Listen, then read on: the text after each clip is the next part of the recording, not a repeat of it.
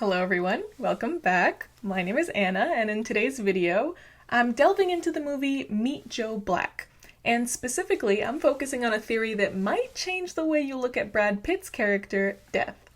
But before we jump into this theory, a quick spoiler warning. If you haven't seen Meet Joe Black yet, now's your chance to pause this video, watch the movie, and then return to join me for wild speculation.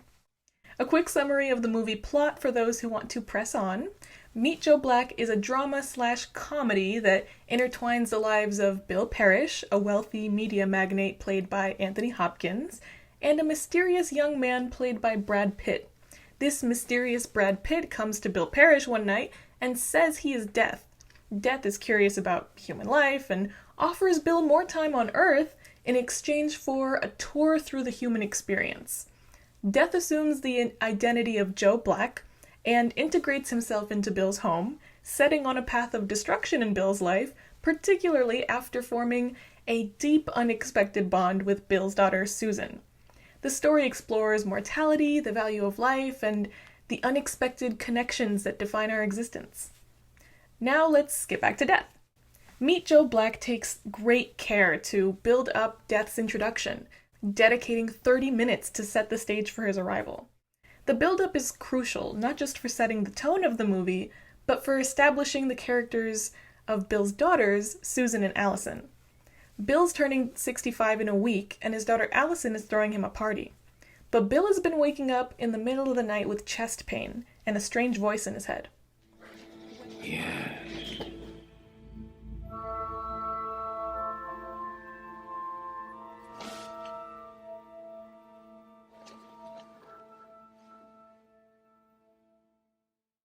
Bill is terrified at what his unexplained chest pain might mean, and the movie guides us through Bill's fears without spoon-feeding us the question he keeps asking when he's awake at night. I really like that by the time Bill is faced with the answer to his question, the audience has had time to think about it. When Joe Black reveals himself to Bill Parrish, there's a slight hesitation before he identifies himself as Death. Who am I?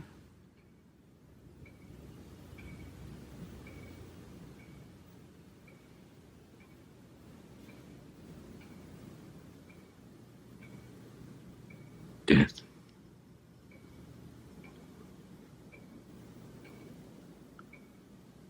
Your death. Yes. Death offers Bill a postponement of his demise in exchange for a taste of human life. Bill, who is afraid for his daughters, agrees on the condition that Death stay away from his family. However, this premise serves as the perfect cover for something evil to maneuver within the human world, stirring the pot and manipulating emotions for their own purposes. Is Brad Pitt really Death, or is there something more sinister here? Consider the havoc that comes from Death's interactions with Bill and Bill's total inability to lie and create plausible explanations for Joe's sudden presence in his life.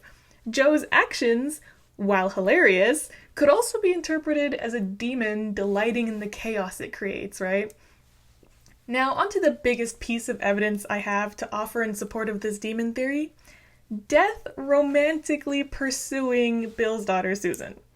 This plot point veers us away from the traditional understanding of Death as a neutral force and instead aligns Death's motives more closely with demonic motives: deception, seduction, corruption, and he breaks his initial promise to Bill to not involve himself with his family.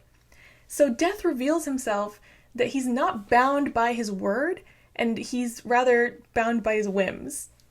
He also sleeps with Bill's daughter behind his back, so that event is really what broke my suspension of disbelief and made me start to question whether Death was really the one doing all this.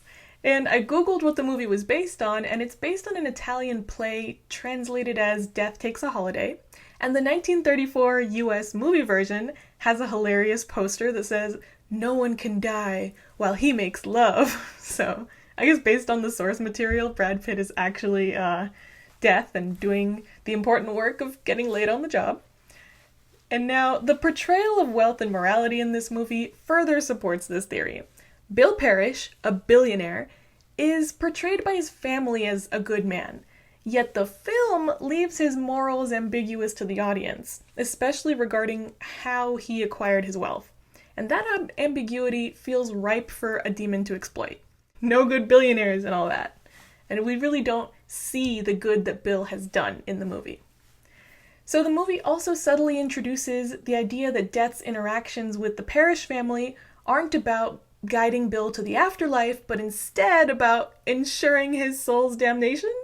There's a pivotal scene in the movie for me where an older Jamaican woman sees Brad Pitt and says Obeah, or bad spirit as translated in the movie, which suggests that she's not dealing with a neutral entity. And when I looked up Obeah, in Caribbean culture, Obeah man can refer to someone that controls the living and the dead, and not necessarily just a bad spirit. But Obeah is also a belief system, and the word itself has such history behind it and so many meanings that I'm going to hazard a guess here and say that the scriptwriters were only working on the belief that Obeah meant bad or evil spirit. This is also a movie where Brad Pitt pulls out the Meet Joe Black version of Jamaican Creole. No Obeah, sister, no devil, no dopey. Everything gonna be airy.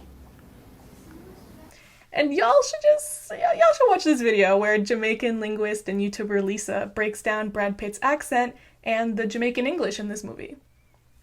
Finally, I want to talk about Bill's relationship with his daughters. Bill's coming up on his 65th birthday, and as a powerful businessman, his oldest daughter, Allison, is planning a huge party filled with senators and executives and etc. Bill could not be less interested. In contrast, his daughter Susan is a medical resident whose mere presence lights up Bill's mood. Whereas when Allison walks into a room, to quote Allison, he gets this look on his face like, what does she want now? Even after Bill finds out he's dying the night of his party, he doesn't apologize for having a clear favorite, just hugs Allison after she acknowledges that Susan is his favorite. Then he goes and finds Susan to give her a huge hug and a speech about how her existence made his life complete and that he couldn't have been happier. And this man is not seeing heaven. Meet Joe Black is a story about life, death, and whatever lies beyond.